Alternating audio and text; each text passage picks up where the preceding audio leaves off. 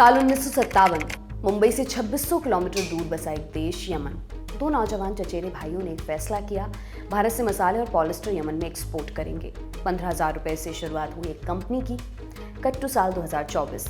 ये कंपनी एक दशक से भी ज्यादा समय से भारत की सबसे बड़ी कंपनी है। इसका मालिक सिर्फ देश का सबसे अमीर इंसान ही नहीं बल्कि दुनिया के 10 सबसे अमीर लोगों में एक है। 15,000 रुपए से शुरू हुई इस कंपनी का मार्केट कैपिटलाइजेशन आज 19 लाख करोड़ रुपए से ज्यादा है। लेकिन मंजिल से ज्यादा मजा 66 साल लंबे रास्ते में है। इस सफर में कई कहानियां भी हैं। इसमें एक कहानी यमन में काम करे एक पेट्रोल पंप अटेंडेंट की, जो 50 साल बाद दुनिया की सबसे बड़ी ऑयल रिफाइनरी का मालिक बन गया। इसमें एक कहानी अदावत की भी है, या यूं कहें तो व्यापारिक अदावत की। एक 100 साल पुरानी कंपनी से लड़ाई और उसमें नेताओं और पत्रकारों का इन्वॉल्वमेंट। एक कहानी है घर के भीतर चल रही लड़ाई की, बंटवारे की, और एक कहानी है बिजनेस वेंचर्स की। कहानी है आरोपों की। कैसे आरोप? नेताओं और बिजनेस के बीच के नेक्सस के आरोप। कई चुनौतियां, कई कंट्रोवर्सीज, कई उपलब्धियां और कई रिकॉर्ड्स।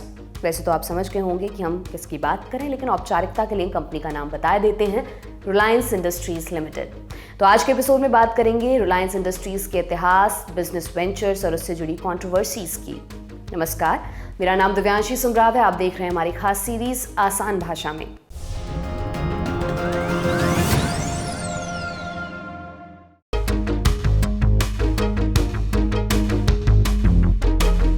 रिलायंस की बात करनी है तो शुरुआत धीरूभाई अंबानी से ही करनी होगी। ऑस्ट्रेलिया के जर्नलिस्ट हामिश मैकडोनल्ड ने धीरूभाई अंबानी की एक बायोग्राफी लिखी है। इसके अनुसार धीरूभाई अंबानी कहते थे, the orbit goes on changing, nobody is permanent friend, nobody is permanent enemy, everybody has his own self interest, once you recognise that everybody would be better off. माने रास्ते बदलते हैं, कोई भी किसी का परमानेंट मित्र या शत्रु नहीं होता, सबके अपने इंटरेस्ट हैं। इस बात को समझने से सबका फायदा होता है। कुल मिलाकर कहें तो बात सिर्फ इतनी सी है, धंधों से मतलब है। साल 2014 में फ्रंटलाइन द हिंदू में धीरूभाई अंबानी पर एक लेख छपा। इसमें धीरूभाई अंबानी का जिक्र करते हुए लिखा गया था, धीरूभाई अंबानी को रूल्स की मास्टरी थी। उन्हें इस बात की भी समझ थी कि कब और कहां इन रूल्स को इम्प्लीमेंट करना है। उन्हें पता था सरकारें और नौकरशाही कैसे काम करती हैं। इसी समझ का फायदा उठाते हुए धीरूभाई अंबानी ने भारत की पहली ऐसी प्राइवेट कंपनी खड़ी की जिसने फॉर्च्यून ग्लोबल 500 कंपनीज में अपनी जगह बनाई। एक इंसान जिसे बहुत कम लोग प्यार या नफरत नहीं करते थे। धीरूभाई अंबानी की पर्सनालिटी और अप्रोच को अगर हम समझें तो रिलायंस की शुरुआत को समझना आसान होगा।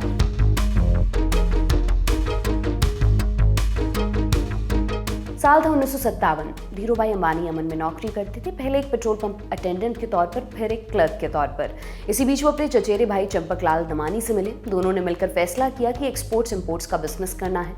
भारत से पॉलिस्टर और मसालों को यमन को एक्सपोर्ट करेंगे। मुंबई के मस्जिद बंदर इलाके में एक छोटे से कमरे को ऑफिस बनाया गया और एक कंपनी का जन्म हुआ, रिलायंस कमर्शियल कॉर्पोरेशन।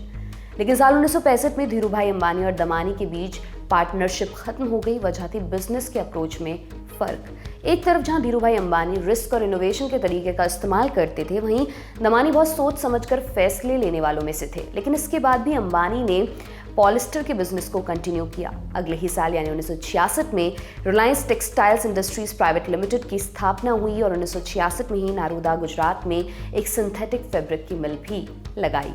हालांकि कपड़े का व्यापार इतना आसान नहीं था। बड़े मिल मालिकों के आदेश पर होलसेलर्स ने रिलायंस का माल उठाने से मना कर दिया। इसके लिए धीरूभाई अंबानी ने नया रास्ता निकाला। होलसेलर्स को बाईपास कर सीधा दुकानदारों से उन्होंने डील की। अच्छी क्वालिटी, सही दाम और बिना एडवांस मांगे ऑर्डर लेना। इसने मार्केट में रिलायंस को एक अलग पहचान दी। 1975 में जन्म हुआ एक ब्रांड का विमल आने वाले समय में एक आइकॉनिक ब्रांड बना। इससे जुड़ा एक कमाल का किस्सा भी है। ब्रांड के लॉन्च के सिर्फ 2 साल बाद 1977 में रिलायंस इंडस्ट्रीज ने अपना आईपीओ निकाला। आईपीओ माने इनिशियल पब्लिक ऑफरिंग। इसमें क्या होता है, अगर कोई कंपनी चाहती है कि वो खुद को स्टॉक मार्केट में लिस्ट करे, उसके लिए उसे कुछ प्रोसीजर फॉलो करने होते हैं, जिसके बाद उसके कुछ शेयर मार्केट में उतारे जाते हैं। इन्वेस्टर्स इसके लिए सब्सक्राइब करते हैं। कमाल की बात यह है कि 2 साल में विमल ने ऐसी धूम मचाई कि आईपीओ 7 गुना ज्यादा ओवर सब्सक्राइब हो गया। इसका सीधा मतलब है कि रिलायंस टेक्सटाइल इंडस्ट्रीज की साख बढ़ रही थी। साल 1980 में रिलायंस ने पेट्रोकेमिकल इंडस्ट्री में भी अपने कदम रखे। पाताल गंगा में रिलायंस ने अपना पहला पेट्रोकेमिकल और पॉलिस्टर फिलामेंट प्लांट लगाया। यहाँ आया कहानी में एक मोड़। एक बड़ी और लंबी अदावत की शुरुआत हुई।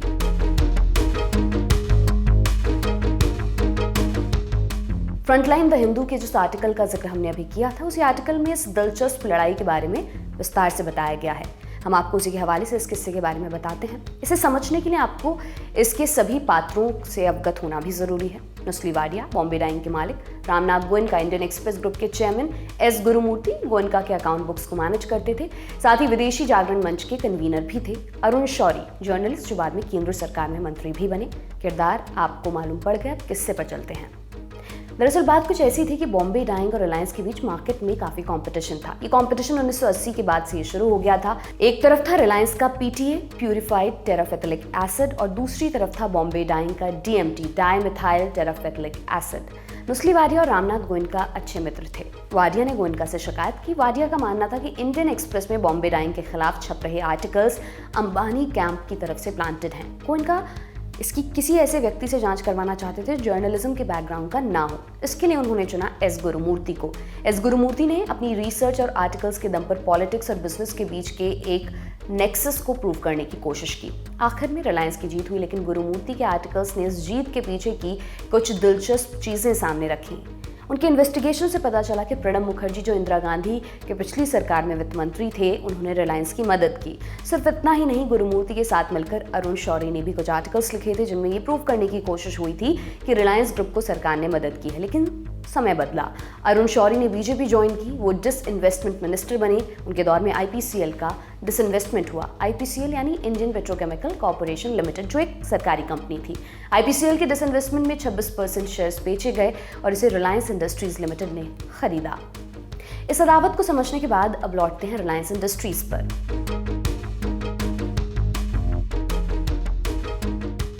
1985 में रिलायंस टेक्सटाइल्स का नाम बदलकर रिलायंस इंडस्ट्रीज कर दिया गया। 1992 यानी लिबरलाइजेशन के पहले तक कंपनी ने पॉलिस्टर धागों पर फोकस किया और सालाना 1,45,000 करोड़ की प्रोडक्शन कैपेसिटी बना ली। लिबरलाइजेशन के बाद रिलायंस इंडस्ट्रीज ने कई नए क्षेत्रों में इन्वेस्टमेंट शुरू किया। साल 1996 में रिलायंस ने अमेरिका की कंपनी एनवाइनेक्स के साथ मिलकर रिलायंस टेलीकॉम प्राइवेट लिमिटेड बनाया। इसी के साथ टेलीकॉम इंडस्ट्री में भी इस बिजनेस ग्रुप के कदम पड़ गए। साल 1998 में आईपीसीएल का डिसइन्वेस्टमेंट हुआ, जिसमें 26% स्टेक रिलायंस ने खरीदा। इसका किस्सा हमने थोड़ी देर पहले ही आपको सुनाया है। इसी बीच में रिलायंस ने पेट्रोलियम के क्षेत्र में काम शुरू किया। साल 2000 में जामनगर में दुनिया की सबसे बड़ी रिफाइनरी बनी।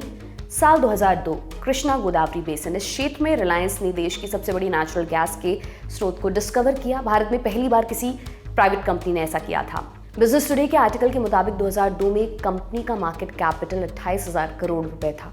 इसी साल 6 जुलाई को धीरूभाई अंबानी की मृत्यु हो गई, लेकिन कंपनी ने आगे बढ़ना जारी रखा। उसी साल जुलाई से नवंबर के बीच कंपनी का मार्केट कैपिटल बढ़कर 42,000 करोड़ रुपए पहुंच गया। इसके पीछे कृष्णा गोदावरी गैस एक्सप्लोरेशन एक बड़ी वजह थी।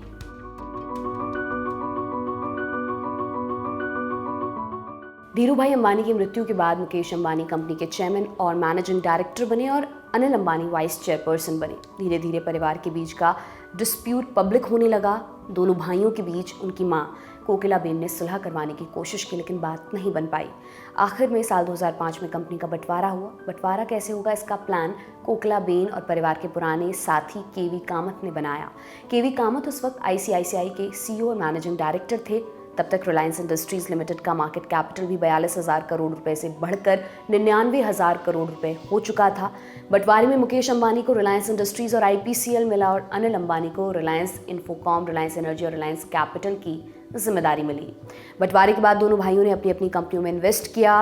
अनिल अंबानी की हालत तो खस्ता हो गई, लेकिन मुकेश अंबानी ने इस एम्पायर को और भी बड़ा बना दिया। मुकेश अंबानी के अंडर रिलायंस इंडस्ट्रीज की तरक्की जारी रही। मुकेश अंबानी के नेतृत्व में रिलायंस इंडस्ट्रीज ने भारत और दुनिया के बड़े बिजनेस हाउसेज में अपना नाम बनाया।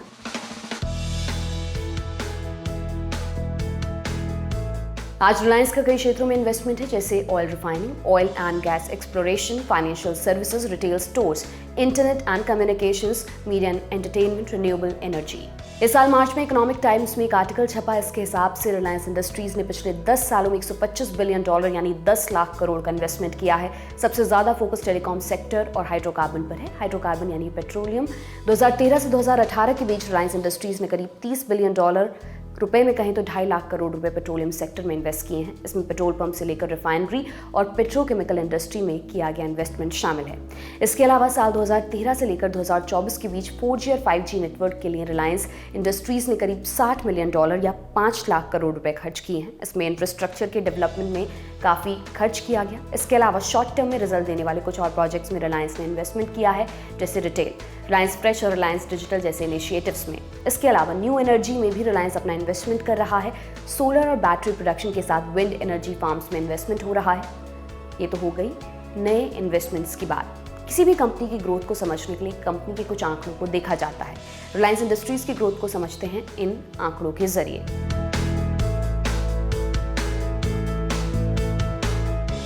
सबसे पहले बात करते हैं मार्केट कैपिटलाइजेशन की। साल 2005 में जब कंपनी का बंटवारा हो रहा था तब मार्केट कैप 99,000 करोड़ रुपए था। आज इस कंपनी का मार्केट कैप 19 लाख करोड़ से ज़्यादा है, माने 20 साल में 19 गुना। कंपनी का रेवेन्यू भी बहुत तेज़ी से बढ़ा है। साल 2002 में कंपनी का रेवेन्यू 41,000 करोड़ रुपए के आसपास था, वहीं साल 2022 माने 20 साल में बढ़कर करीब 8 लाख करोड़ रुपए हो गया था। प्रॉफिट की बात करें तो उसमें भी बेहतरीन बढ़ोतरी दर्ज हुई है। साल 2002 में कंपनी का प्रॉफिट 3,280 करोड़ था, 20 साल में प्रॉफिट लगभग 21 गुना बढ़ा। साल 2021 में कंपनी का प्रॉफिट 67,800 करोड़ रुपए से ज़्यादा का था। वही कंपनी के एक्सपोर्ट्स पिछले 20 सालों में हर साल 17% से बढ़े हैं। रिलायंस इंडस्ट्रीज भारत की सबसे बड़ी एक्सपोर्टिंग कंपनी भी है। इतने सालों की जर्नी, कई सवाल, कई उपलब्धियां, यही है रिलायंस इंडस्ट्रीज की कहानी। बहरहाल आज के इस एपिसोड में इतना ही। ये तमाम जानकारी आपके लिए लेकर आए थे हमारे साथी आकाश सिंह। देखते रहिए दी लल्लन टॉप। बहुत बहुत शुक्रिया।